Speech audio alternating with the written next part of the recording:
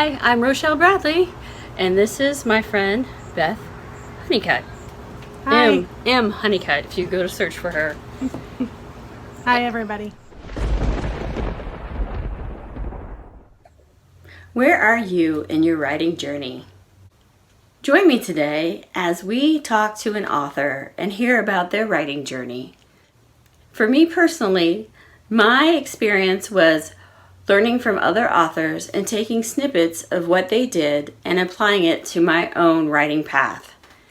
And it was several people, indie, hybrid, traditionally published people who weren't published, who encouraged me, and I learned from them. So join us today as we talk to an author, and hopefully you'll find something that will encourage you and help you on your own journey. Thank you, and enjoy. And she is one of the authors in my early experience before I was published. She inspired me with her trial and error of writing.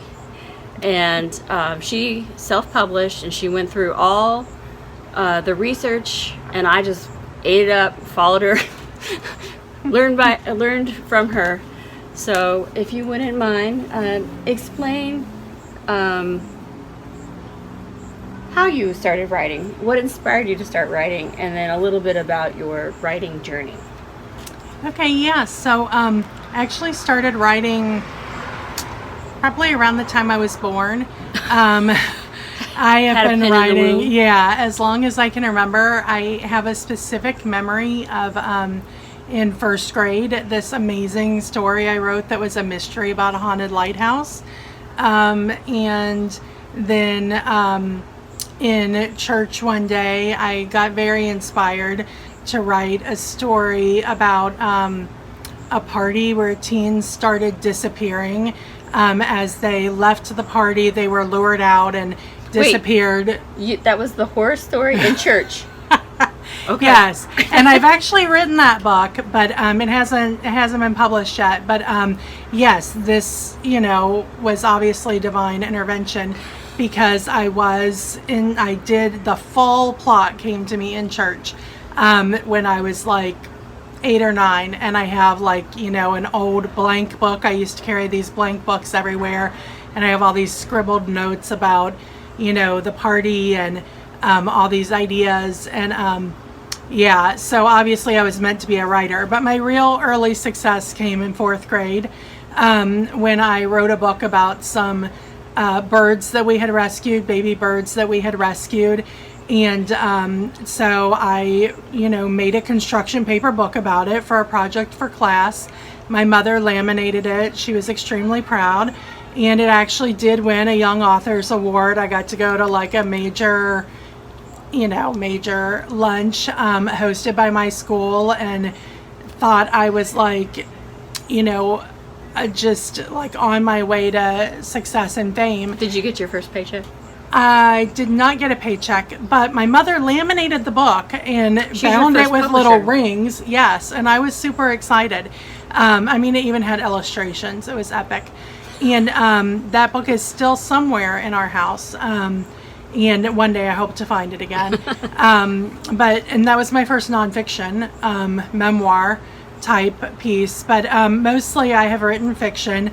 I have loved writing stories and telling stories my whole life. I did a lot of writing, angsty, sad, epically, tragic poetry in middle school, of course, because that's really the requirement for any would-be writer.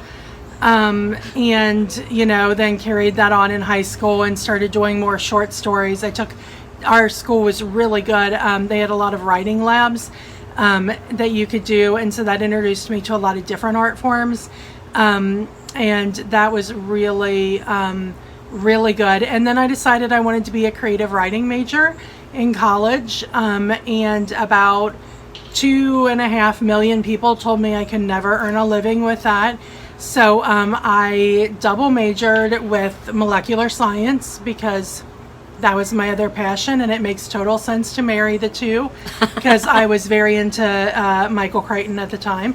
and his work. So,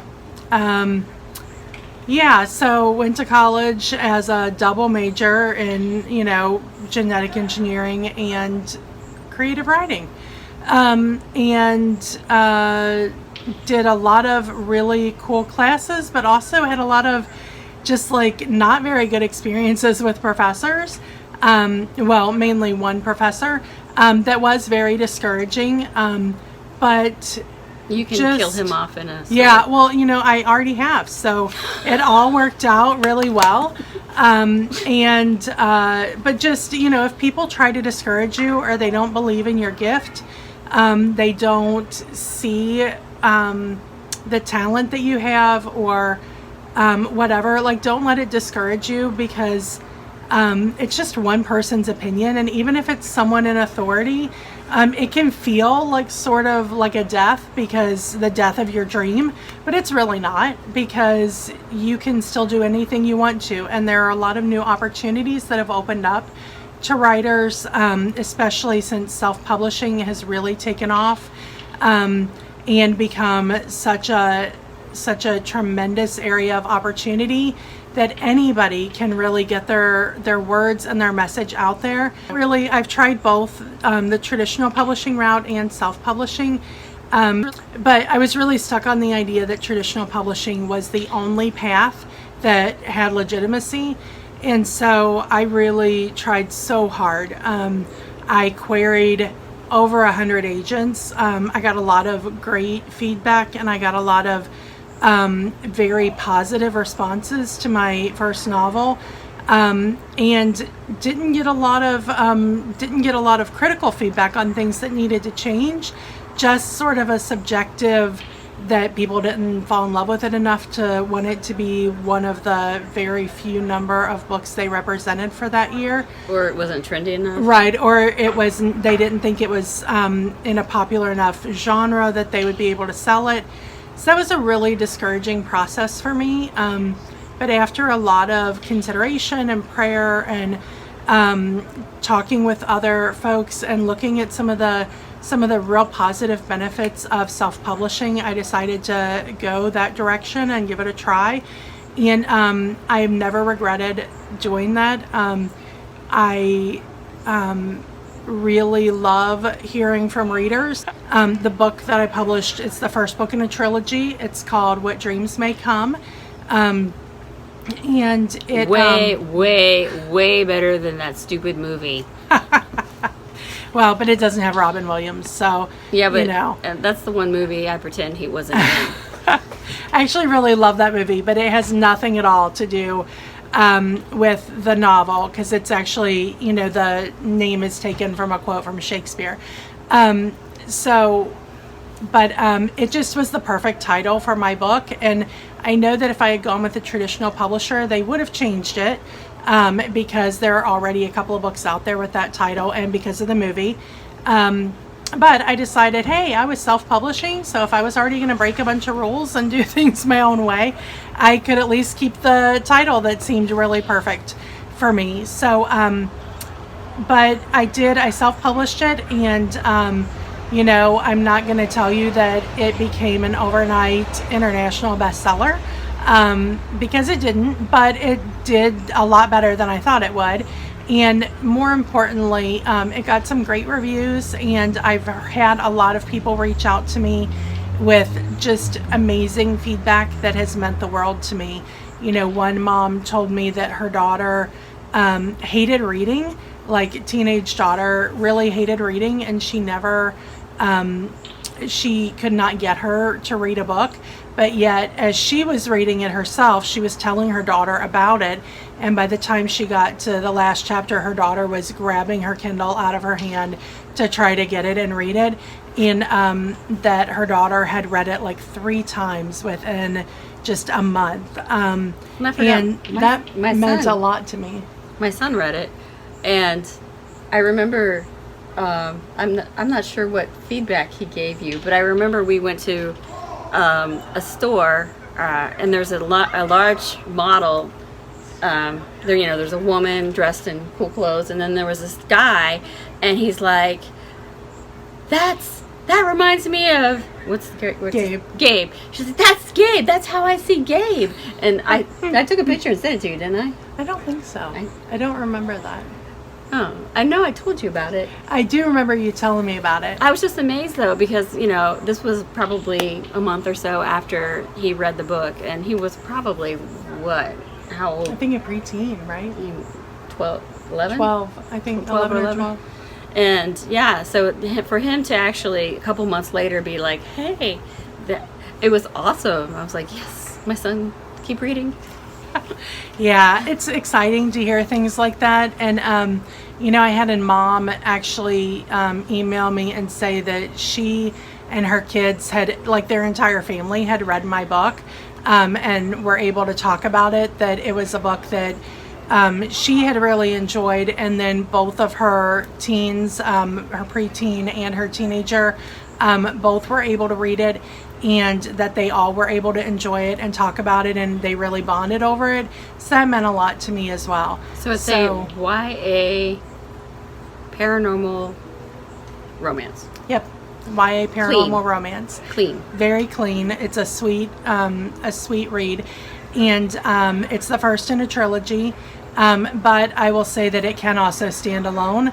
So, check it out if you want. And you deal with some issues in that the main character, actually, I guess, well, they have separate issues. One has more of abandonment.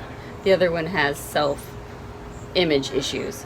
So why don't you touch on a lot of women, especially, but men too, have, they look in the mirror and they don't like what they see. How did you just fall into that character that way, or what inspired you?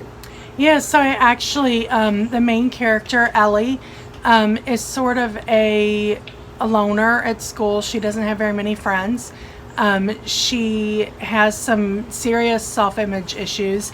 She had previously been a little bit overweight and had been bullied at school and made fun of terribly, particularly by this one other kid for that. And so even though she lost weight, she still always felt that, she still never felt like she was skinny enough. She always saw herself as being overweight and as being unattractive, and couldn't really imagine that anyone would be very interested in her, even though she's an extremely kind person and a good friend, but she just has no belief in herself because of that bullying, and because she's a very shy person already.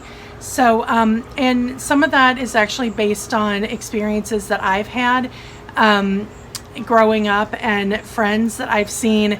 I was particularly inspired by my own story when I was in middle school, high school.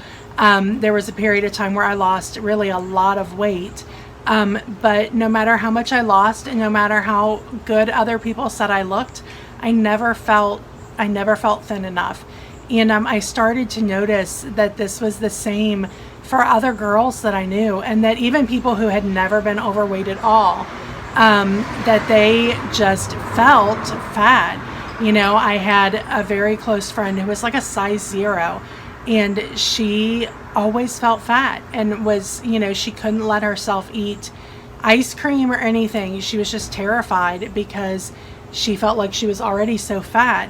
And, meanwhile, I'm looking at her and saying, obviously, you are not fat at all. Right. You're perfect, or super you need to thin, gain weight. and you're beautiful, and why can't you see yourself that way? But I think we do. We get an image of ourselves in our minds sometimes, and we get stuck in that, and we think that other people's opinions, we let it shape who we see ourselves as. And so a lot of that, just seeing it in my own life and also in the lives of people close to me, inspired a lot of Ellie's journey around that point, because I really wanted her to get to a place where she saw that her image of herself was very skewed, and that she was letting other people dictate how she saw herself, which isn't right. Nobody should have the power to tell you that you're ugly, or that, you don't have value because of how you look. And so I wanted her to to learn some of those things. And she's not, she doesn't fully learn everything in book 1 because it's a trilogy. So she's going to continue to develop and learn more skills and lessons that she needs to be able to see herself rightly. But she definitely takes some really good steps in book 1. So the paranormal aspect of your book, it's not vampires or werewolves or anything like that, or magic. It's humans. So it's just it's sort of the anti-paranormal. Yeah, it's this girl who's a loner. She doesn't have very many friends at school. She's always found refuge in her dreams. Very vivid dreams that she's had for as long as she can remember, ever since she was a very small child. And in her dreams, there's been one constant, which has been a friend. She has had a best friend in her dreams ever since she was a small girl. And his name is Gabe, a guy named Gabriel. And so she has always been very good friends with him. He's always been there to listen to her.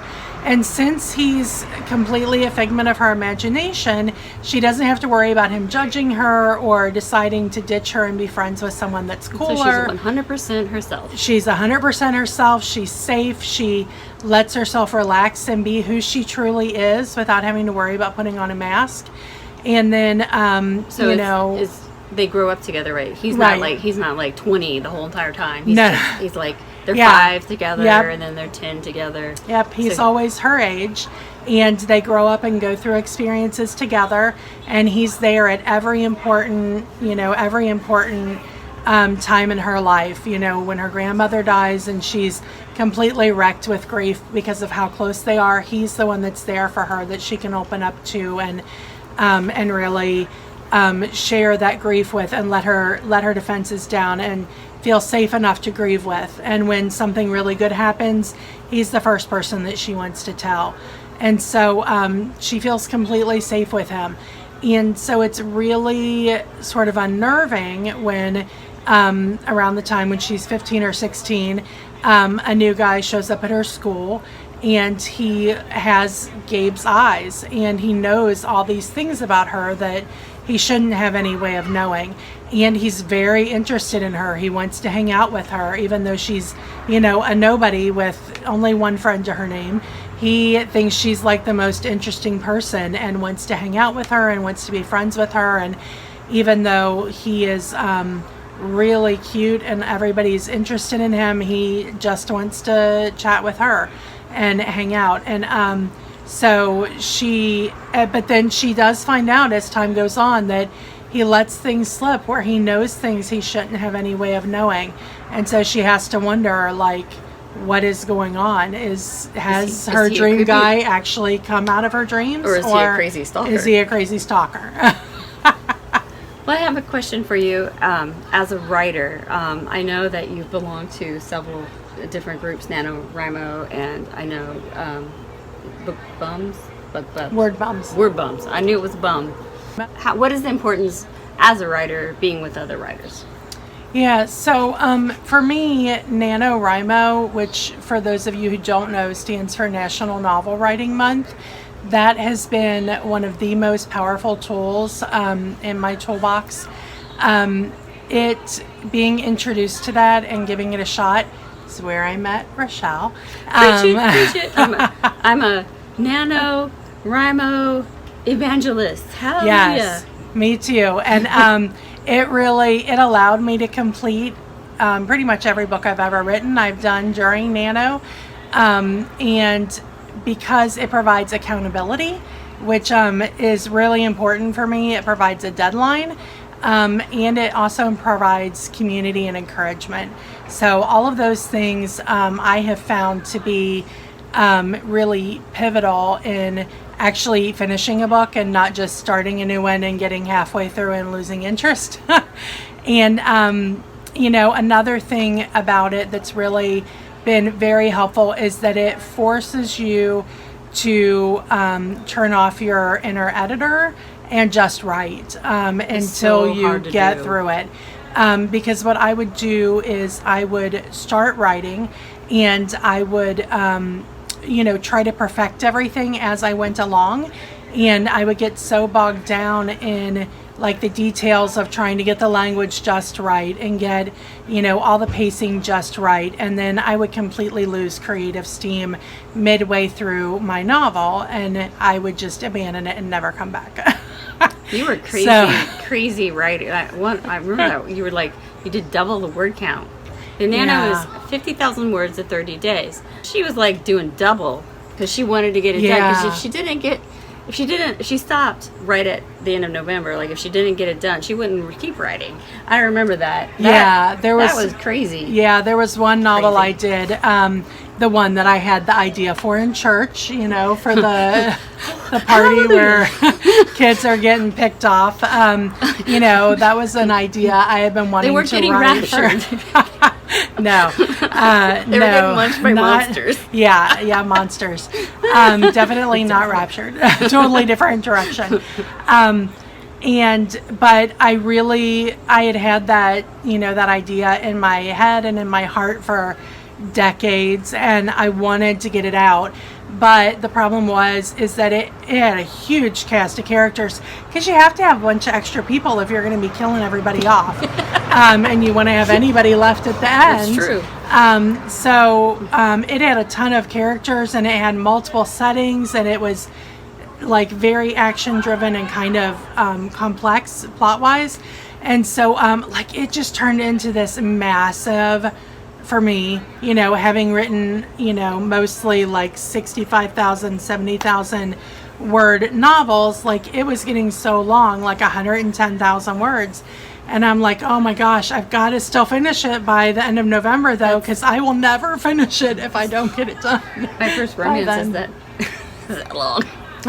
That's a long romance. So yeah, it was crazy. I had one day, right before the end of November, I spent like the last 3 days of November just writing.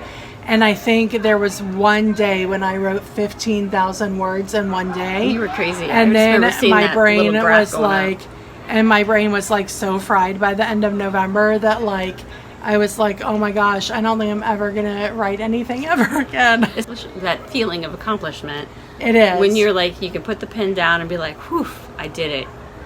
And you get your little fake, it's a real certificate of that you're a winner, but you don't get any money or anything. Yeah, it's a real electronic. But you can get your winner T-shirt or whatever, or your mug.